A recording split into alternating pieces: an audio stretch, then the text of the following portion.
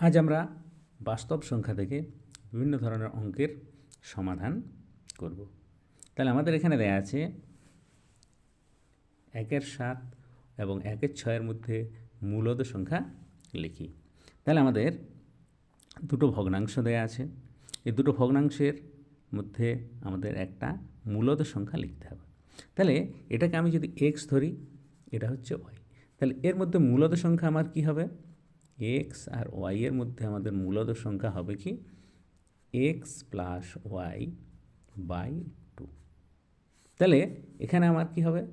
1/7 plus 1/6 by 2। তাহলে 7-6 লসাগু হয়ে গেল 42, 7-6 42, 6 প্লাস 7 ইন্টু এটা আছে 2, তার নিচে 1 আছে, মানে 1/2। তাহলে 7-6 13 হয়, 42 দুগুণে 84। তাহলে হয় আমার 1-7 ও 1-6 মধ্যে মূলদ সংখ্যা হচ্ছে কি 13/84। এটাই হয়ে গেল। 2 নম্বর হচ্ছে কি আমার 5 ও 6 মধ্যে 6টি মূলদ সংখ্যা লিখি। তাহলে এর যে একটা সূত্র, সেটা হচ্ছে কি আমার, এটাকে যদি আমরা x ধরি এবং d মানে হচ্ছে কি আমার এখানে বার করে নিতে হবে একটু, d সমান কি হয়, এটাকে x এটা y ধরি, তাহলে আমার কি হবে y মাইনাস x, মানে এখানে 6 মাইনাস 5 বাই কি হয় n প্লাস 1। n বলতে এখানে 6টি বলেছে মূলত সংখ্যা, তাহলে 6 প্লাস 1 সমান হয়ে গেল 1/7। তাহলে আমরা এই যে মূলদ সংখ্যা এটা বার করব। তাহলে আমার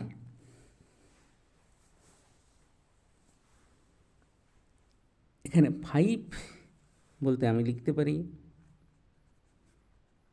এখানে n হয়ে গেছে আমার 6, তাহলে আমার যার হরে কি থাকবে 6 প্লাস 1, মানে হরে থাকবে 7। তাহলে এখানে 5 মানে কি লিখতে পারি আমি 35/7। সেরকম 6কে লিখতে পারি আমি 6-7 42 হয়, তাহলে 42/7। তাহলে এখানে 35/7 থাকলো, এখানে আমি 42/7 আছে। তাহলে এই দুটোর মাঝে, তাহলে 35-এর পর কী হবে আমার 36/7, 37/7, 38/7,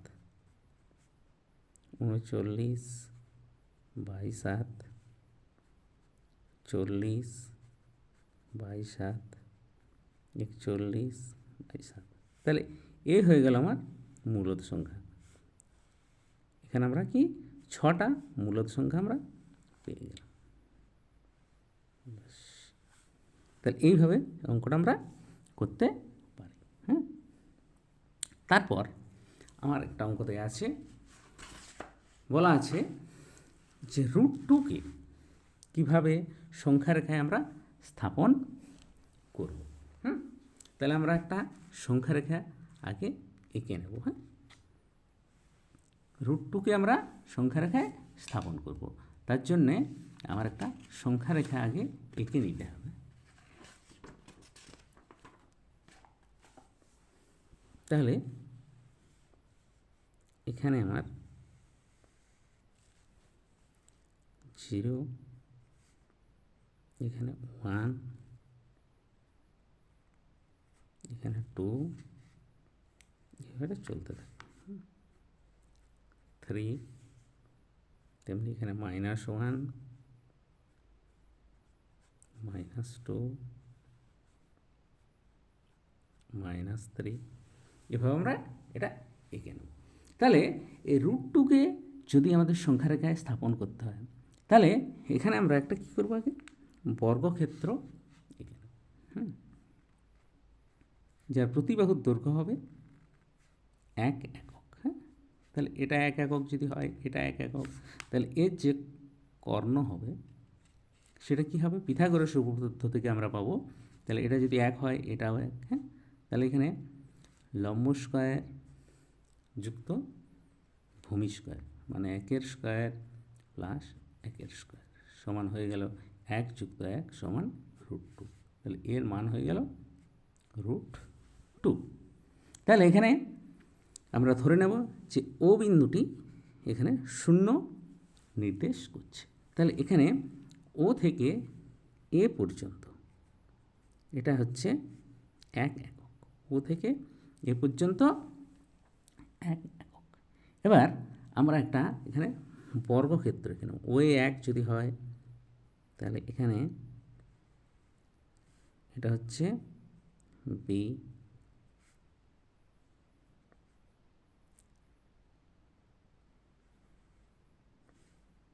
এটার নাম দিয়ে দেবো আমরা সি। তাহলে ও এ বি সি, এই বর্গক্ষেত্রটা হয়ে গেল। তাহলে এই বর্গক্ষেত্রের এই যে কর্ণটা পাবো আমরা, সেটা হচ্ছে এটা 1, আমার এটাও 1 হয়, তাহলে এটা কি হবে, √2। তাহলে এখন আমরা কি করব, ও বিন্দুতে বসিয়ে একটা কম্পাসকে আমরা ও বিন্দুতে বসাবো, নিয়ে কি করব, ও বি এখান থেকে ব্যাসার্ধ নিয়ে নেব। ও বি ব্যাসার্ধ নিয়ে এখানে আমরা এ পর্যন্ত কেটে দেব। তাহলে এই যে এখানে এখানে একটা আমরা বিন্দু পেয়ে গেলাম, পি বিন্দুতে এই জায়গাটাতে ছেদ করলো। এই যে বিন্দুটা, এটা পি বিন্দুতে ছেদ করলো।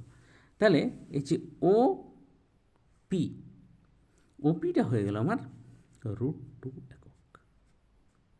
ওপি সমান আমরা পেয়ে গেলাম √2 একক। তাহলে এটাই আমার √2, এই অমূলদ সংখ্যাকে সংখ্যা রেখায় স্থাপন করে আমরা কি পি বিন্দু পেলাম। তাহলে এই সংখ্যা রেখায় এই √2কে আমাদের স্থাপন করা হয়ে গেল।